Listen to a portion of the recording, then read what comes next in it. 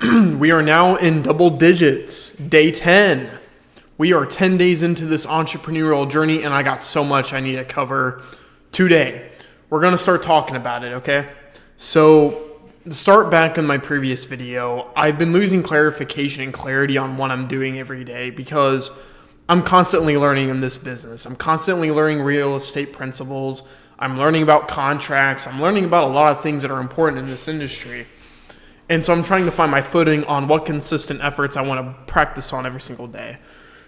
So right now, it's still under progress. I'm still trying to figure out what my everyday is looking like. I'm kind of putting it on hold right now because of Ignite training. I've been learning a lot of things through there, but it's still continuing to be an issue, and I'm still trying to figure it out.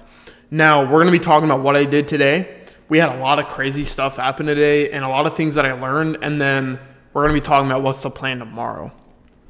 Okay, so what I did today, I went ahead and I studied the market. So now instead of focusing on open house scripts every morning, I am going to do a daily check-in on the MLS, looking at new listings on the market, taking in notes of the home to see if there's any listing like price reductions or anything like that on the home.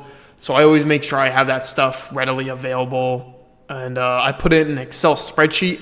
I log it and track it every single day. I see what's pending. I see what's under contract. I see what is on the market, what just got listed, and just really kind of getting a key and an eye on what's going on in the market right now. So that is the most important thing that I've been doing every single morning. That is the strategy I plan to do right now until I start to learn more and I need to change up my strategy. So the goal here is just to have the same strategy every single day. And at least if my afternoons and evenings are going to look different, I at least want my nights and my mornings to be the same in the sense that I do the same thing every day.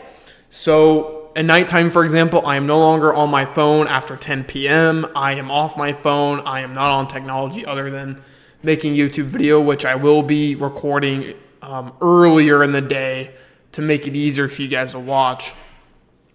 So that's what I did for my first hour of the day. Second part, I did my Ignite training. So I learned how to fill out a purchase agreement. I had a class with the managing broker for Keller Williams. He taught us, like what's in a purchase agreement, what to look for, how to read it through with a buyer. Of course, this stuff's going to take time for me and reps for me to understand, but that was really useful. We also learned a lot about like inside intel stuff of the actual systems that Keller Williams uses. So we learned a lot about like DocuSign and Command, our CRM stuff. And then the really important one that I learned was open houses. So there's this really successful agent in the office who is 28 years old, and he has been really good at hosting open houses. So I learned a lot from him, and it's a lot of useful information. So the essentials that I learned in the open house was that I've been doing them wrong, which, makes sense. Because the way he conducts it, he says everyone does things differently. The way you promote the open house is dependent on what's authentic to you, right? So the things that are going to be universal would be a lot of big signs around the neighborhood, promoting the neighborhood, posting it on social media and promoting the heck out of it on social media. These are huge things that are absolutely important. You check through the MLS just so then you can get the first jump on the open houses. So what I've been doing in my open house strategy is that I've been using Zillow, and I've been looking at homes on there that are listed by Keller Williams. And that's been taking a long ass time, if I'm being honest. I mean, it's been taking over an hour. Because the issue with Zillow is that not only does it come in after it actually gets listed, but you have to literally go through pages and pages just to find ones that are from your brokerage. If you go through the MLS, it's so much easier because you can filter it based on the listing brokerage. So it makes things much easier. So that's what I'm going to be doing as far as finding an open house, which tomorrow's Wednesday. I am looking for an open house to host. I'm looking for one to also shadow on Saturday, preferably host on Sunday, show on Saturday, or shadow on Saturday. Or if I want to go to church on Sunday and just do that and then shadow from 1 to 3, I could do that as well. So I'm looking to do that too. And essentially the other thing I learned a lot was the sign-in sheets. So I told you guys on my open house that no one was signing in the sheets. This is commonly an issue, not only because you may not convey yourself as an expert, but it could also just be because of how you're having people sign in. So the thing that I've realized is that when you're hosting open houses, you kind of want to block as much information as possible, so then the showers have to come to you. Now, that's not to say you're not going to be giving out flyers or anything like that. You will have the flyers, but you're not going to have all the information of the home right there on the island for them to check out. Now, you can, but it's so much better if they come to you to ask questions. Now, I've also learned that there are certain systems that you can use to have people sign in. I've heard of this mobile app called Curb Hero, I think is what it's called. It's like its own CRM specifically for open houses, and it will go straight into your CRM and it'll have people sign in. It'll have required fields, which is huge because now you know that they are having legitimate emails, legitimate names, and they have to fill out every single field, and then it'll go into your CRM. And the thing that I've also been doing is that I haven't been really following up with people who are not who are already represented by an agent or who don't seem interested in the home. So instead of not putting them in my CRM, you may put them in your CRM, but maybe you'll just send holiday thank yous or happy holidays or anything like that. Just really quick thank you letters, nothing crazy. And that's huge because you're not necessarily just trying to get a sale from these people, and that's what they're afraid of. You're offering value, and I've heard this line so many times, but it's you got to see it in play. And I know it sounds like I'm just mouthing off this entire time and nothing what I'm saying is making sense. But when you are in sales, you focus on offering value instead of just trying to get a sale and trying to sell something to someone. So when you're at an open house, you give value any way you can. I've noticed that a lot of people don't eat the snacks that I bring in or any of the complimentary stuff. I think that just has to do with people don't want to collect germs or something. But one thing that could also help is bringing in local snacks, going to local stores to get food, and then saying, hey, it's just right across the block from here. And not only does that help people see, whoa, this looks delicious, and it's right across the street, so it's local, but it also shows that you've built relationships with people in the neighborhood. So it's a benefit for everybody, honestly, and it sounds like something that's going to be worthwhile if I implement it properly. Now with Curb Hero, the way it works is that you would essentially have an iPad and they would sign in with a display, so the iPad would be facing up. They would just sign in through there. It would be an expensive investment. I can look at some older iPads and see if I can find any that matches my budget, but I'll be honest with you, that's going to be hard for me to figure out. I know that my laptop is not touchscreen, although I do know that my twin brother will be providing me a laptop, so hopefully that one will be, I think that one is touchscreen if I'm not mistaken, but it's cracked. So it got a cracked screen on it. It's not too bad or anything, but I'm hoping that's not going to be an issue down the road. So that's something I've learned from that. Now let's talk about the big nitty gritty that I did today, which could lead to my first transaction in real estate, actually. I don't know. This could not end well. Maybe it won't be, but I went to Muncie, Indiana, which is in Delaware County. If you don't know where Muncie is, it's near Ball State, or Ball State University is in Muncie. So if you know Ball State, it's a school from the MAC, Mid-American. You got to be a college football guy to really like that stuff. But Muncie's a very different town from Westfield. I'll just say that right now. And I was showing a subcontractor a home that he was interested in buying in with his family. It was a $30,000 3-bed, 1-bathroom, absolutely old and gutted piece of shit home. I mean, it's got no airflow, no utilities, literally the lights weren't working, there's no appliances, but the home was a 3-bed, 1-bathroom with an attached garage for $30,000.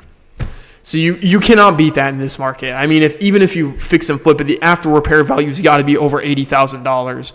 So I developed a CMA report for it, and I estimated the price of the home after the repair value using the comps I received from other homes that just got sold in the market in that neighborhood. The home estimation price range should be between $60,000 and $80,000 after the home has been repaired. So I'm going to be sending him that CMA. I'm not representing him as an agent. However, I thought that would benefit him just to show, hey, $30,000 is a steal for that home. You're a subcontractor, so I know that he works on homes. It's a perfect fit. So I think it went well. He said he loved it. So now I'm going to be working with Mike, and we're going to start working on this purchase agreement, I believe. I don't have my phone on me, but we're going to go ahead and get it figured out, and we'll see what we'll do then. But, yep. Went through I-69. The traffic was awful. Apparently there was a crash. Prayers to everybody who was involved in that crash.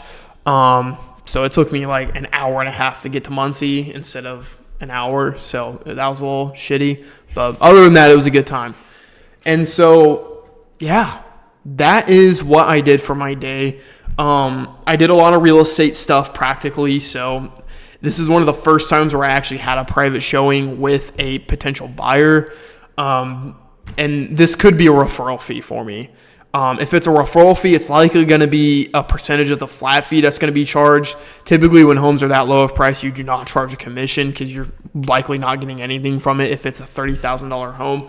So that's why usually it's a flat fee that's offered instead. And then usually a referral fee will be a percentage of that. So it could be a way for me to make money and get business, but I also am not sure. Like, we'll see how it folds when we get there.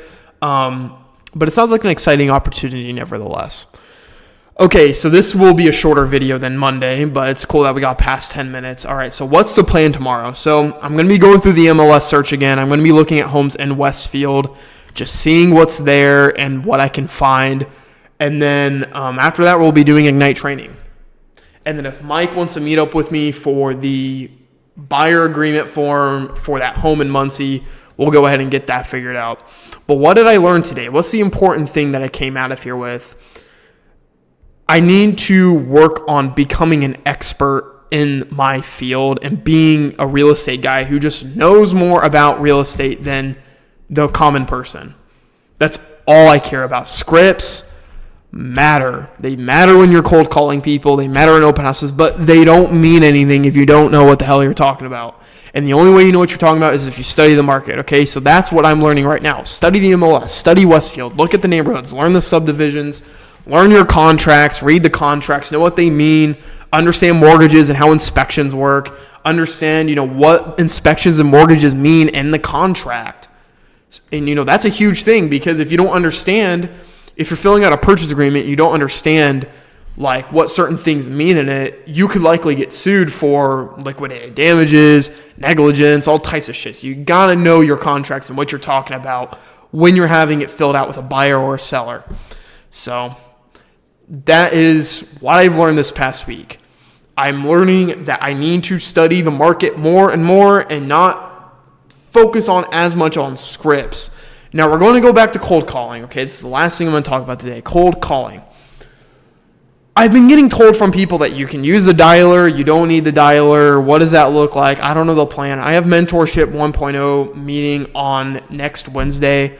I might just ask Wendy tomorrow, really, because I don't want to wait that long to start figuring out if I should start cold calling, which, I am. It's just I got to figure out what I need to do exactly, because I'm being told I don't need the dialer, which is like the way you typically call people through cold calling if you don't want to call just through your phone.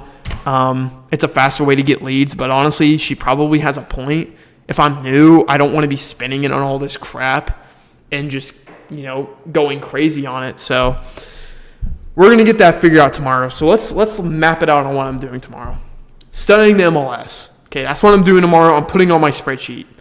After that, Ignite, however long that lasts. Mike Lyons may contact me. We'll figure out a time to get that scheduled. And then after that, we'll go ahead and see what I can do as far as cold calling goes. That will be my day. I'll go to the gym, I'll eat my dinner, and then I'm done for the day. So that's the plan. We're learning something. I just made my car payment again, and I am running low on funds. I'm so glad I'm getting paid tomorrow because I'm really starting to get low. And like I said, I really don't have 6 months of expenses. It's really more like 4.5, which is why I need a job by November 1st. So we will see how that goes. I'm a little nervous thinking about that, really. Kind of lights a fire under my ass. But anyways, I digress. I'll meet you guys tomorrow. Have a great day. And we'll go ahead and continue this on Wednesday. So good night, guys. See you soon.